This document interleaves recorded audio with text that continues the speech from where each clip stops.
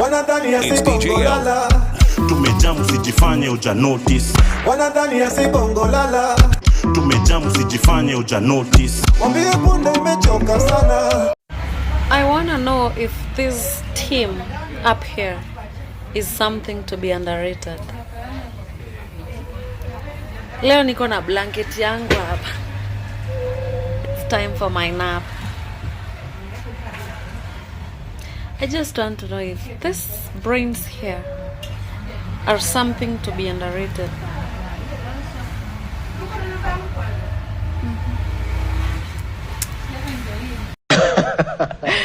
Anyway, moving on, the opposition, led by former Deputy President Rigathi Gachagua, PLP party leader Martha Karua and Wiper party leader Kalonzo Musyoka, today held a closed-door meeting as discussions on solidifying their coalition ahead of the 2027 general election gain momentum.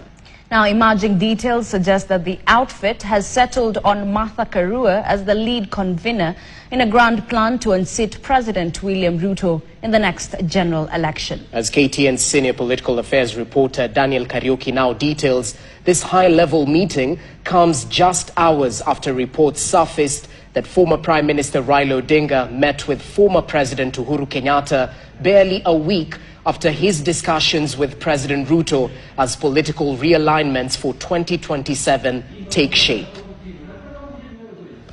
It's time for political alignments in the country, if the ongoing meetings and pictures making rounds is anything to go by. Never mind, the election is in 2027, more than 2 years away. On one hand, Rigathi Gachagua and his troops with a scheme to make President William Ruto one-term president. On the other, President William Ruto on the drawing board on his re-election bid. Tuesday, the opposition outfit convened a strategy meeting that was behind closed doors, days after the unveiling of Martha Karua's new outfit, People's Liberation Party (PLP).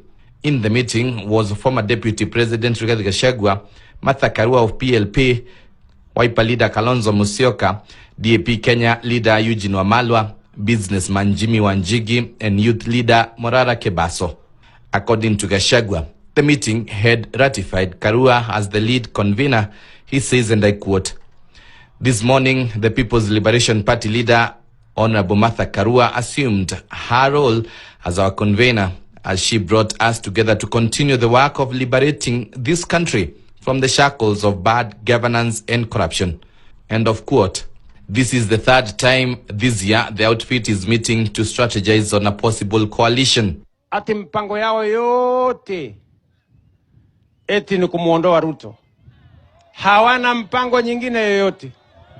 Hawana sera, hawana mpango, hawana maoni, hawana maono, hawana chochote. Hakuna mpango, lakini mpango ile ndio na Wakenya kwanza the most urgent ni kutoa wewe.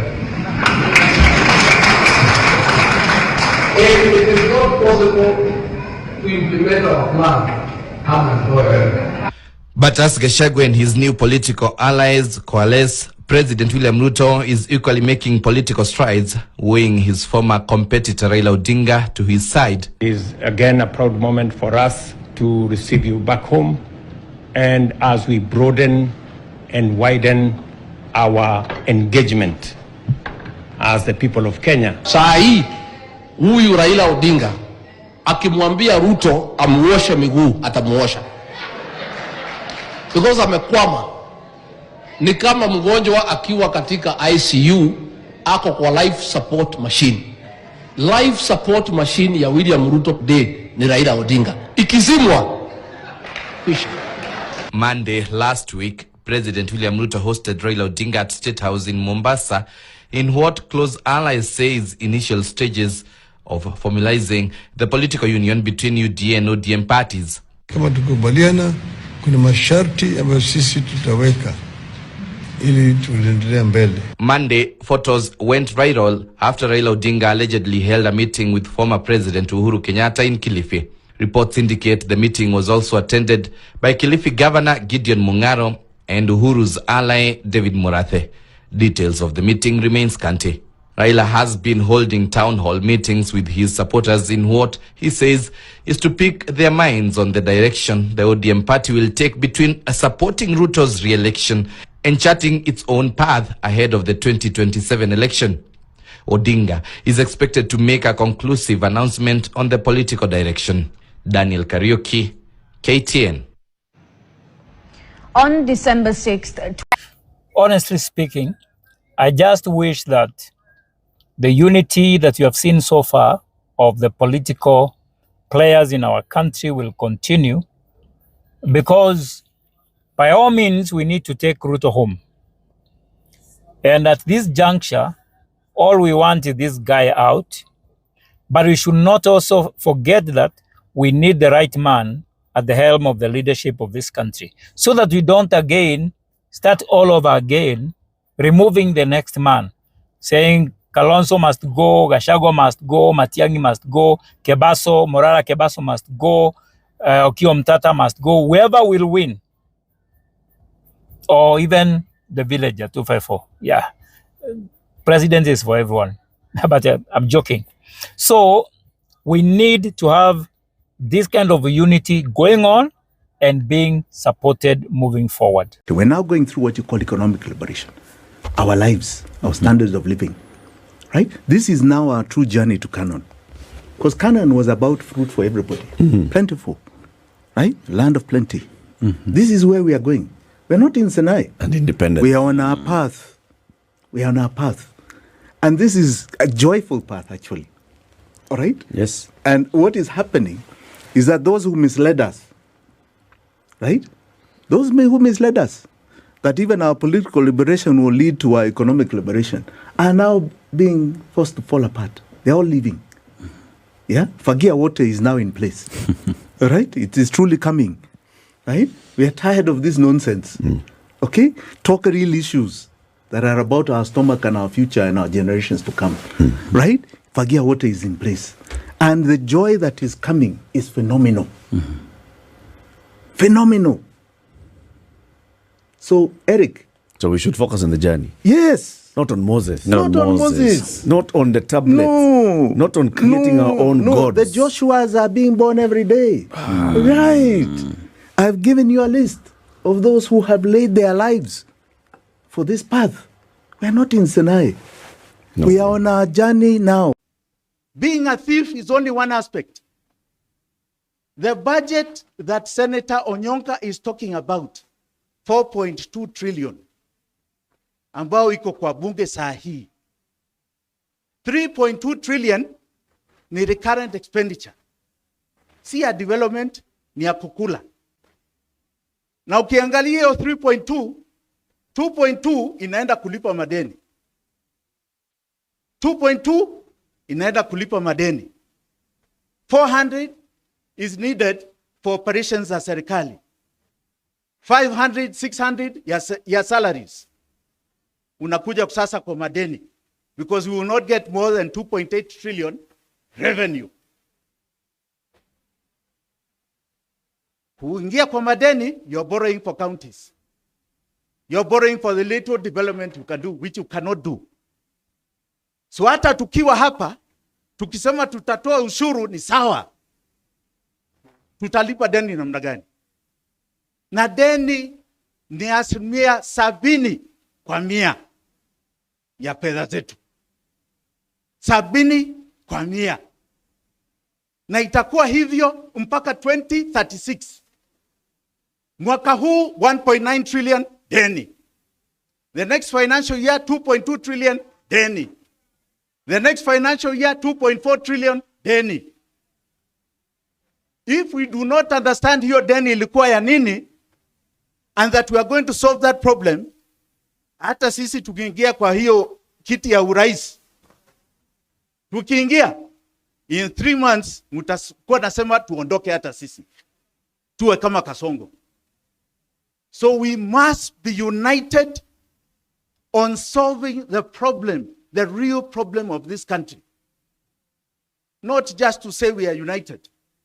There were people who are united before they told us freedom was coming. Iko wapi? Iko wapi? Ilikuja. And today they are here with us because they were cheated. Because they were cheated. There were others who were told, like my dear sister, that there is a liberation coming from Raila Amolo Odinga. Leo Raila ako wapi? Na ni rafiki yangu, ako wapi? Ako wapi? The two deputies are united here, na wao wako united kule kwingine. Let us be careful about this unity. It must be about framing the questions of the people of Kenya. Na Gen Z mulifanya kazi last year. Mulifanya kazi. You changed the politics of this country. June 25th, mulimaliza Kasongo. But you also finished the politics ya kienyeji. Mulimaliza hiyo ya kienyeji ya zamani. You are now in the politics of Dodge. Dodge, kama Americans wanasema. Kuna mjaluo aliniambia hiyo inaitwa donge. Dodge ya Elon Musk is where you are. You are changing the fabric of our politics. Do not stop. You are today, you are tomorrow, you are the day after. Asanteni sana, God bless you all. We have reached the NCT. And that's what a lot of the political class are not understanding. This model cannot work anymore. It's a total shift now.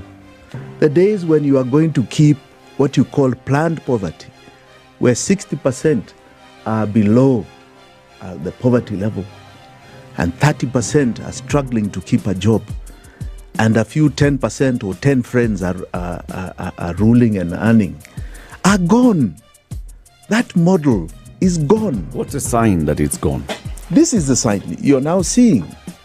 We are at a situation today where we cannot raise more taxes. I'm glad, City, you talked about reject finance bill. Yes, Gen Z rejected it, but they continue demonstrating, which means the pain was still there even after the rejection. All right? Mm-hmm. So the pain is still with us. You can't go that way anymore. You have exhausted your loan avenue. You're on your knees, begging the world to save you. Our president has literally become a slave to the conditions in this country that he helped create, and a slave to people he's begging to keep alive. He is currently in political and economic ICU as William Samoei Ruto. That is the state of our nation. We are at an end. We are not producing. And we are saying no more of this. The Adani thing is a case in point. So what happens here with exploitation, extraction, and dominance is that now when you have taken our taxes to pay debt, because you become a slave to debt, what else do you come for? You come for assets, because we need to be bailed out. So a new colonization wave comes. Royal East Africa Company of 1887 is no different to what Adani is trying to do at the airport. You're now coming for our blue chip enterprises and taking them for 30 plus years and colonizing us further. The next to be Kenya Power. The next to be our climate. The next to be our minerals. So we become slaves for another 100 years. That is where we are, because we have nothing. And are we going to agree this? I say no. We cannot continue with this. This is the end of it. And the political class don't get it. They don't understand that now we are very interested in civic education. We want to understand. We are now very well aware of what is going on in the world. Where we are, it is not like our forefathers who did not even know what reading a book was. We are at a very different stage in our lives.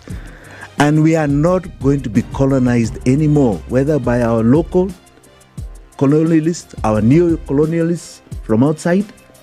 We are cutting off this chain, and they don't get it. Na ameguruma mambo ya coming together. Coming together, sisi hatuna shida na coming together with anybody. lakini it must be coming together on the issues that are affecting wananchi. Si mambo ya ukabila. Mambo ya ukabila tuliwachana nayo zamani sana. Si jenzi mlitupa hiyo mbali. We are coming together on the issues that are disturbing this nation. And the current issue, sijui kama hapa nyie mko na pesa. Where I go to other places wanasema ni hii. Hatuna hii, hatuna hii. Hapa mko na pesa? Hapa mko na pesa? William Samoei Ruto cannot solve problems that he has helped create. He cannot. God will never even bless him with that. If you had the brain, you'd never have created them in the first place. He has created such problems in this country to do with money, to do with the economy of this nation. And I can tell you he's compounding it. He cannot solve it. He's part of the last wreck that has happened in the previous regime, and he's creating even more mess now. He cannot solve it. Every day William Ruto is in power, I want Kenyans to know, it is more and more pain. He has no solution to this. Today, I was in a boda shed. And one boda guy, an old guy around 50 years, what he said caught my attention. He said, yeye alichagua Ruto. But akichagua Ruto, yeye alikuwa anachagua Ruto kwa sababu ya economy venye ilikuwa mbaya. Hakuchagua Ruto atiunganisha wa Kenya. So, they are wondering why an economic uplift bottom up imebadilika ikakuwa ni ya kuunganisha wa Kenya. Kenyans have no problem with unity at all. Ukienda huko nje wa Kenya wameshikana in poverty. Lakini shida wa Kenya wako nayo ni shida ya economy. And it's so unfortunate because most of the presidential candidates who want to replace William Samoei Ruto, most of them, it is about tuunganishe Kenya. Tuunganishe hii jamii. Tuunganishe Ruto ni muongo. Anadanganya. Anafanya nini? Tuunganishe. What is the solution? Some people should ask me here, Majuis, what is the solution? The solution is having a presidential candidate who will come and tell you the problem bedevoring this country and how he will solve them. Usikuje utuambie shida ya Kenya ni umaskini. We ukiingia utatoa umaskini aje. That is the solution that we need as a country. Because hatutaunganisha watu wa Mount Kenya, sijui na Wakamba, na Wakisii, na Waluya, sijui tutoe Ruto. After kutoa Ruto, then what? I even heard Ruto himself saying that watu wanaungana tu wamtoe. It's a fact that Ruto will go home. Because hata kama tu ni kuungana watu wamtoe, that guy has mismanaged this economy na wizi. Hiyo saa ndio number 1 ya Ruto. Wizi. But jaribu kuangalia all the presidential candidates who are saying sisi tunakuja kutoa William Ruto. Umuulize ukimtoa then what? What will you do? Ukiingia hapo. Most of them have no idea. Nitutoe tu Ruto kwa sababu alidanganya watu, kwa sababu alitudanganya, alifanya nini? Ruto aende. Then ukimtoa what will you do? We need that guy who will come and tell us. It doesn't matter the tribe that he will come from. Because ukikuwa na poverty, ukilala njaa, hakuna kulala njaa ya Mkikuyu na ya Mjaluo, hakuna kulala njaa ya Mkalenjin na ya Mkisii, hakuna kulala njaa ya Mkamba na sijui mtu wa Coast, wote huwa unalala njaa. And let me tell you, some people think that the Gen Z movement happened because of the finance bill. My friend, you are very wrong. Extremely wrong. Hii Kenya saa hii penye imefika, my friend, we just need a matchstick. Watu wamekwama. Kama ni watu wako na biashara, most of them they are being auctioned. That is the fact of the matter. Hii Nairobi hata ukikuja ulipo maybe 100,000 or 150,000, my friend, you will not do anything because of taxes na woni kwenye zinaenda, everything unasikia zinalipa madeni, sijui zinafanya nini, my friend. We need an economic liberation. In fact, we don't need a tribal liberation at hii kabila na hii kabila. We can stay even with our kabilas. Wewe unaweza kaa na kabila yako na useme ile kabila ni mbaya, ukae na kabila yako na useme ile kabila ni mbaya, but at the end of the day watoto wanasoma, watoto wanakula, tunapata matibabu hospitalini. Continue with your nonsense ya hii kabila, but at the end of the day what we need as a country is economic liberation. Full stop. Yo ujinga ingine sijui hii kabila ishikae na hii kabila ishikae na hii kabila itoe Ruto. My friend, I'm telling you, if we go that road, mwenye atawekwa hata atamaliza 1 year. Atatolewa kama hajamaliza 1 year. Because people are realizing we don't have issue with unity. We don't have issue with this tribe or that tribe. Our issue is economy. Nothing else. Rigathi is on top of the game already. Yeah, he has Mount Kenya. NIS would know. Everybody knows. Ruto knows. He has invaded Western and he's successful. I come from Western. This morning I'm from there. I've just landed this morning. Akichukua Gladys Wanga atafaulu coming 2027. Ule atafaulu aenda wapi? Haezi faulu. Kwani Nyanza watu wanapiga kura kweli? Watu wanaenda kukunywa pombe. Akichukua Wanga sio naitwa Wanga ama naitwa nani? Apati kura huyo mtu. Western tumemunjoy kabisa, huyo mzee amesoea kutuchezea sana. Sisi hatuna haja na huyo mzee. Na kwanza tunamngoja kwa matanga ya Chebukati. Tuko na yeye. Hata kuja, kwani anakuja kwa mtu alimuumiza? Kwani Chebukati tunaweza enda matanga yake? I have just come this morning. Yeah. So I know what I'm talking about. Kina Natembeya are shaking the ground. We are talking to the people and we are doing enough that the people will see in the fullness of time. We don't have to react to what other people are doing. Let them also do their game. We are also doing our own game. Safina party is purely about economic liberation of the nation. Let every campaign define what they represent. Because as we believe, the space that we occupy, it's about the economic emancipation of our people. It's not about positions for individuals. You saw ODM as some of them shouting loud that now they want to be given positions in William Ruto administration. That is their right. They can go and get those positions. Because then they believe that leadership is about positions for individuals. We are not in that space. And we cannot caucus with anybody who is discussing leadership of this nation on the basis of positions to individuals. Mimi nataka niwaulize, unipigia kura 2027. Muko tayari jameni kushirikiana na mimi tupeleke hii Kenya mbele?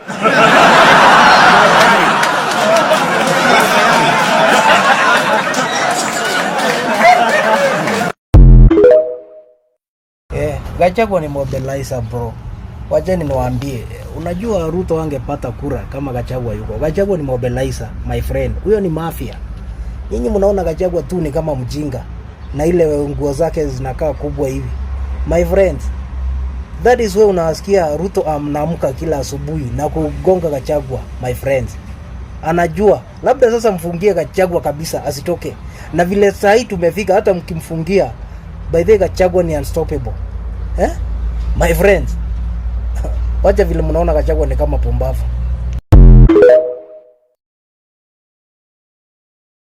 Kenya, if you ask who is going to be the next president, watakwambia hatujui.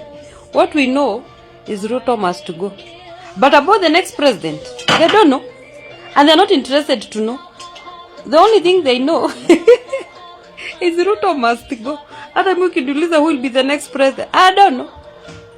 What I know is Ruto must go. Wow, this is... Toa Kasongo.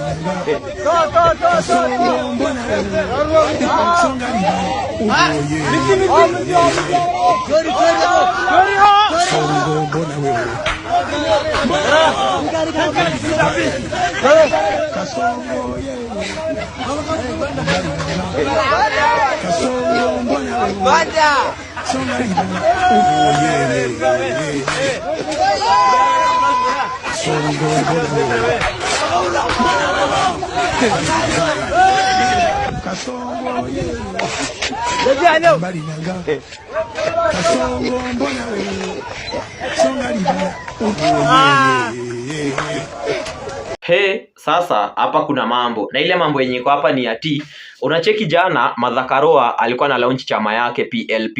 Na akilaunch hiyo chama, zile colors zenye alipatia hiyo chama ilikuwa purple.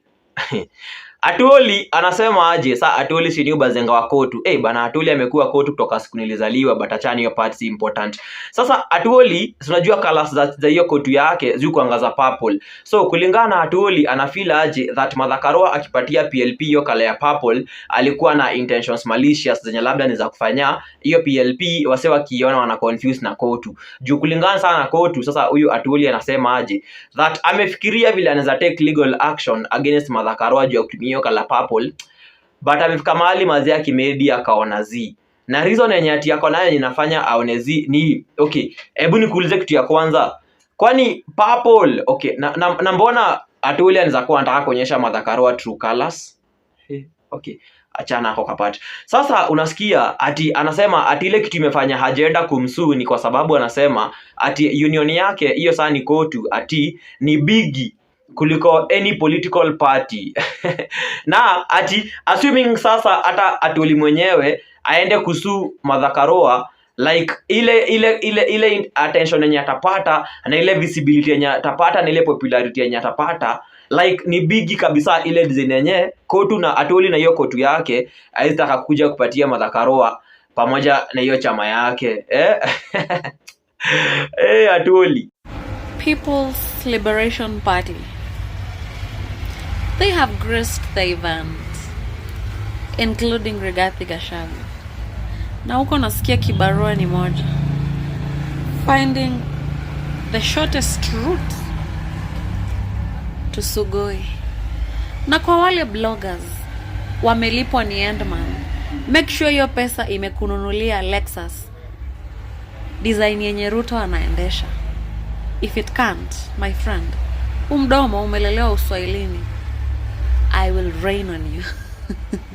I have the time because today I'm also on the edge. Well, let me take a nap first. Kidogo tu. Alafu nitarudi Nani aliua ng'ombe ya Pokot? Nani aliua wa Pokot? Nani alisema shoot to kill? Nani aliua wa Pokot? Nani ameiba pesa ya Kenya? Nani aliua Jacob Juma?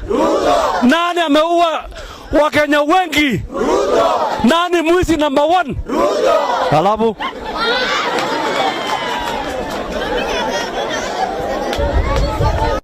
anguka now, twende down low now.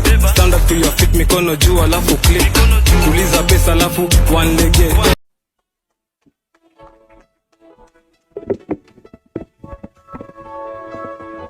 Peter, just hang on for that for a second. Honorable Martha Karua, thank you so much for inviting us here today. Thank you, all protocols observed. Let me tell you the Kenya that I want. I would like a Kenya where elected officials and civil servants are not allowed to profit or to own private enterprises. I would like a Kenya where elected officials and civil servants show up at the office and they know that they're there solely for the benefit of the Kenyan. They get a salary, which is enough. They get a pension, they get health care, they get education for their children. But everything else they do, they know is for the Kenyan. Na gari pia maximum. Gari ambayo wanaendesha Suzuki Alto maximum. Na wanajipeleka wao wenyewe. Na wanajifungulia mlango kwani mkono umevunjika.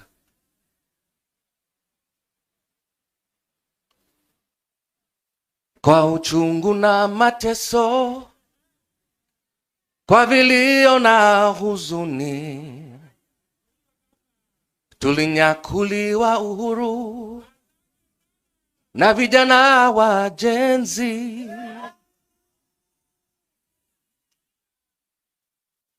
Hawakustushwa na risasi au kufungwa gerezani. Nia yao ukombozi, thank you brother, kuvunja pingu za ukoloni. Naishi na tumaini, najitolea daima Kenya.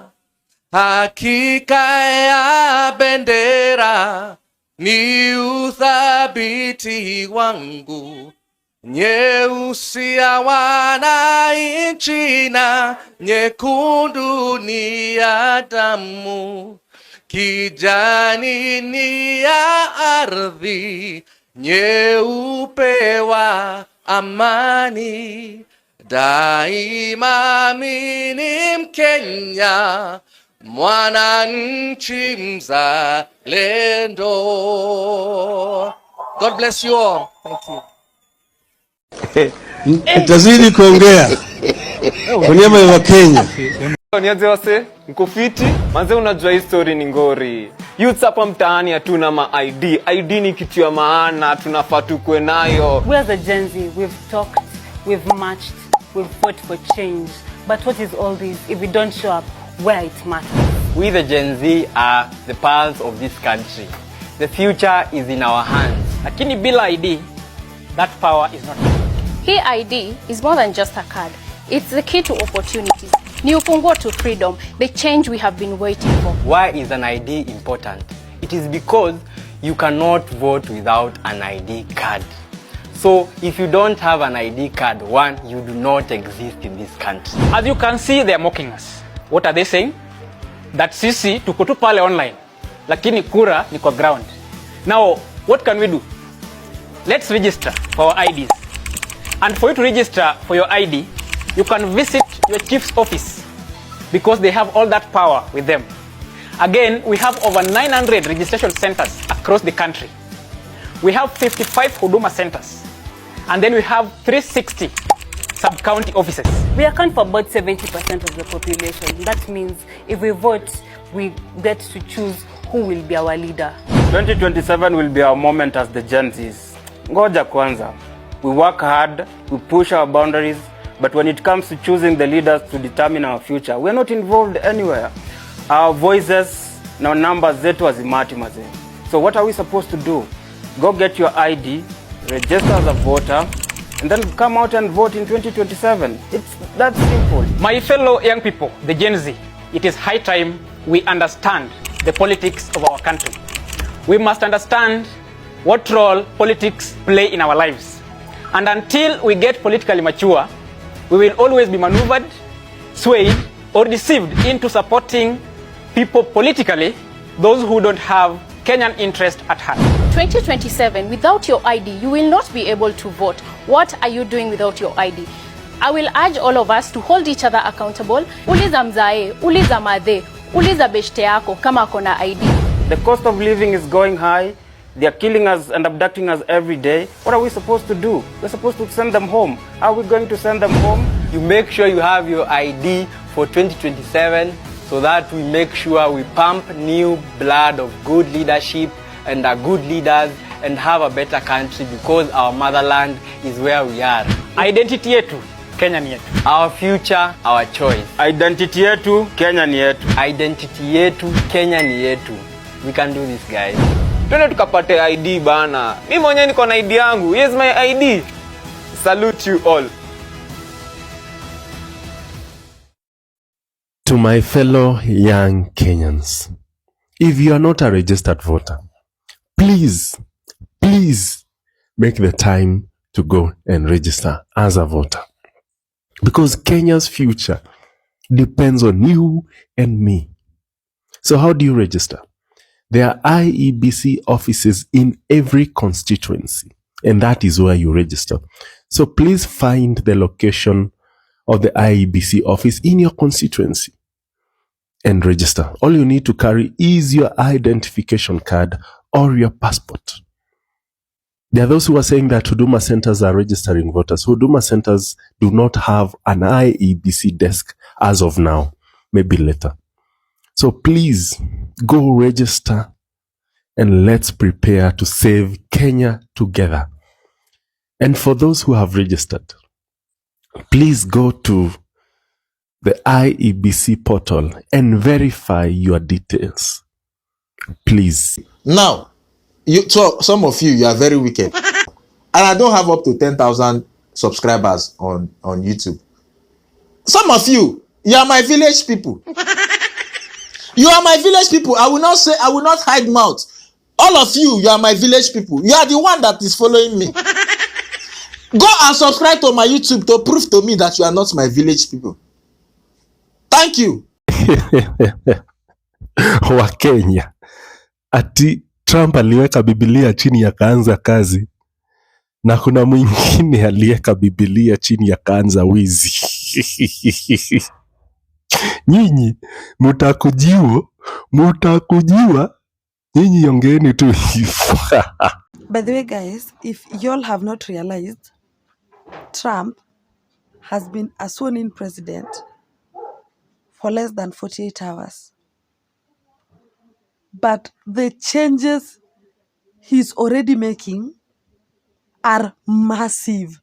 Like, he's making big decisions in less than 48 hours. In less than 48 hours, amemaliza LGBTQ. Amesema huko kuna gender mbili peke yake, male and female. In less than 48 hours, amerudisha TikTok. In less than 48 hours, anyway, na kuna huyu wenyu anafanya campaign. Anafanya campaign. Ai. Mungu tusamehe. Anafanya campaign. Anafanya hey. Mheshimiwa William Ruto, wewe ni mwizi. Msaidizi wako ni mwizi. Na lazima tunaomba kwamba Mheshimiwa William Ruto, omba wa Kenya msamaha. Omba wa Kenya msamaha kwa sababu ya yale maovu ambayo uliyafanya na Wakenya wanaumia. We will not tire. We will not be scared. Tuko tayari. Polisi wajitayarisha mpaka jioni. Ni kukimbiana hapa na pale. Wanasa kwame. Wanasa ai. Wanasa wololo. Wanasa. Enda pole pole. Cool down.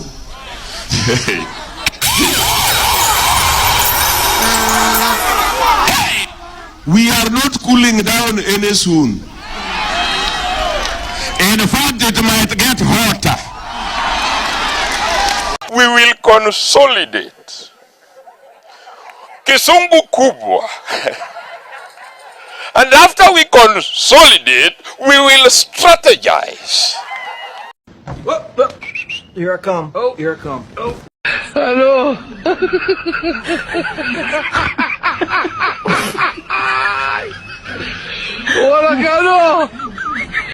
And don't buy into the political rhetoric of trying to divide you into tribes. Yes. Our problems are not tribal.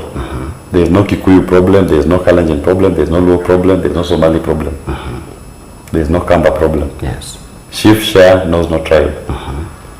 The university funding model knows no tribe. Yeah. Joblessness knows no tribe.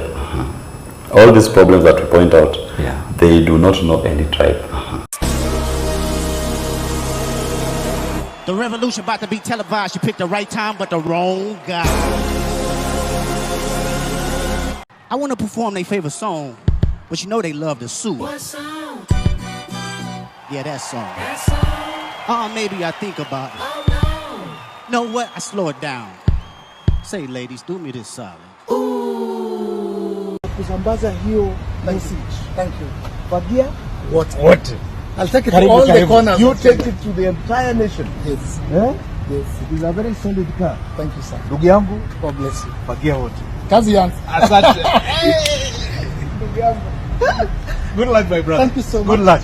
Good luck. All the best. Thank you, sir.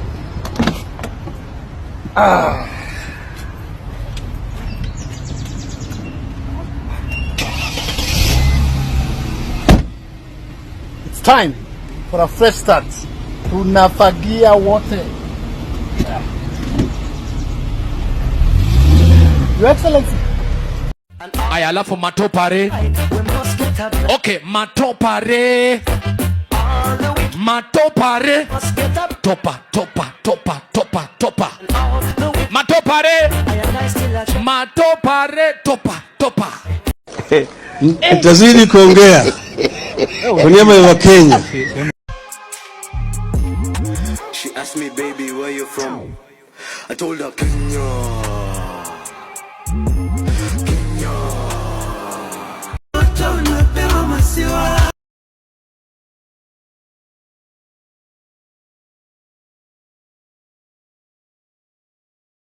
I beg of us, I really want to beg of us today, as the chair of UDA, let's stay focused to what it is we promise those hustlers.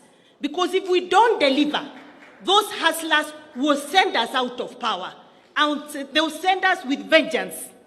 So let us talk about roads, electricity, education, health, types.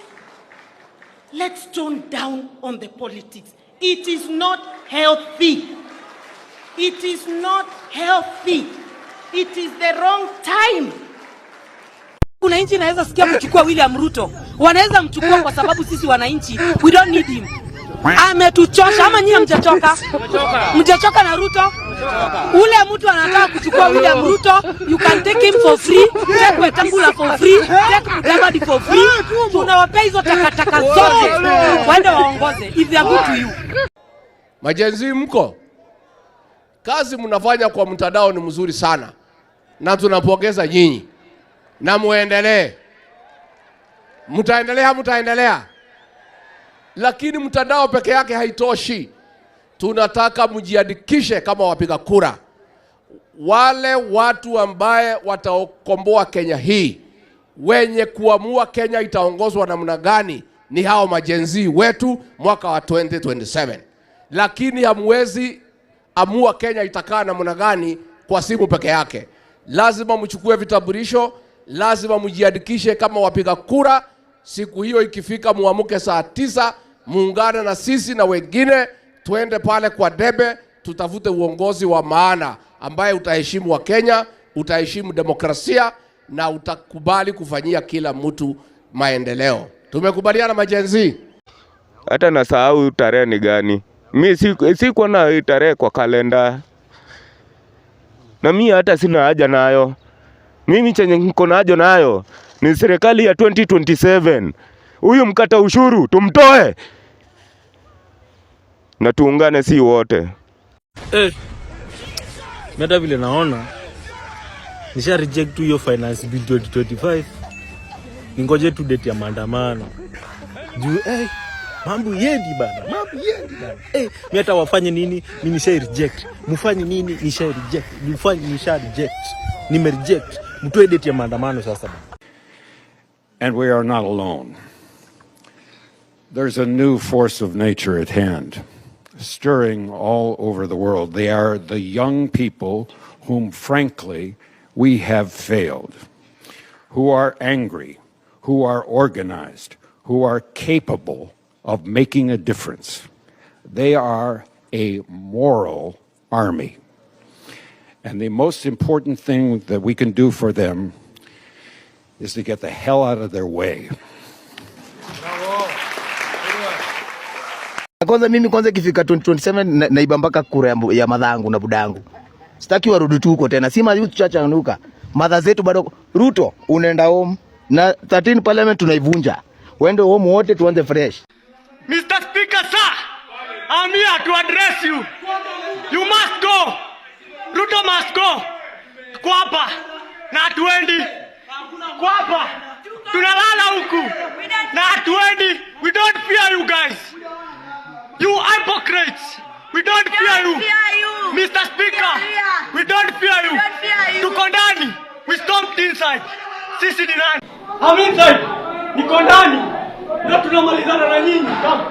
Tunamalizana na nyinyi. Mmetutesa sana. Today is today. You must hear our cry. Sisi ni sisi. Utatusikiza.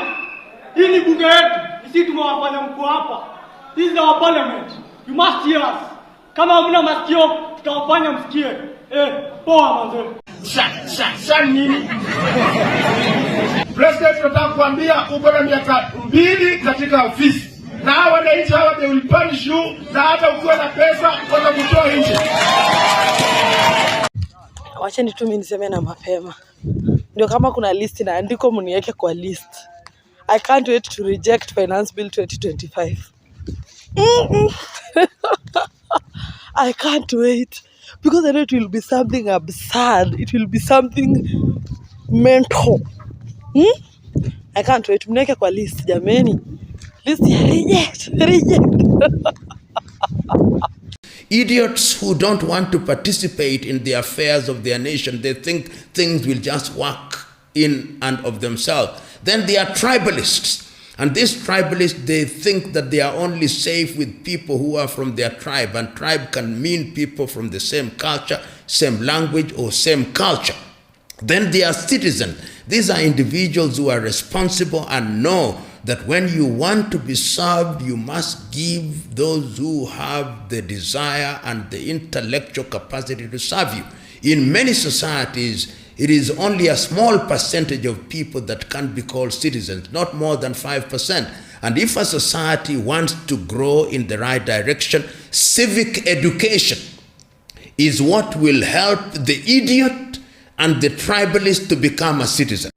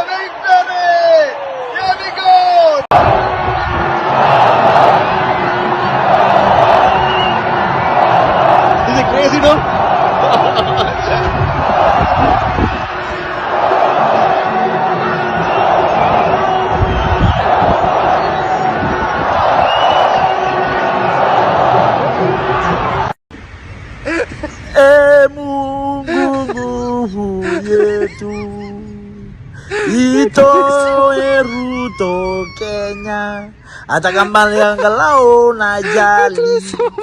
Sisi Kenya tumechoka na Ruto, maisha imetuharibikia, analipisha mpaka sodo ya wamama. Pure kabisa Ruto. We don't like you, go home. Sasa tafuta kiongozi ambaye anapenda mwananchi na anapenda kijana kama sisi. They want to be described as honorable even when they are horrible. They acquire things which they have not worked for. They promise us things that they know they will never deliver. And there is no shortage of such men and women in the African continent.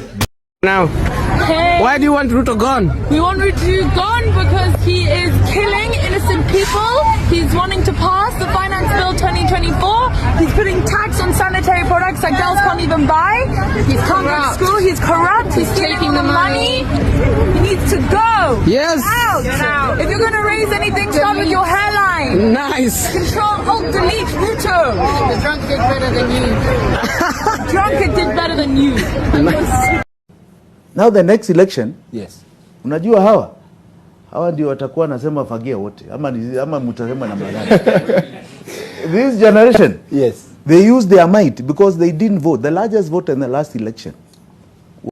Hi Kenyans, mi sina maneno mingi. All I want to say is Ruto must go like yesterday. Bye.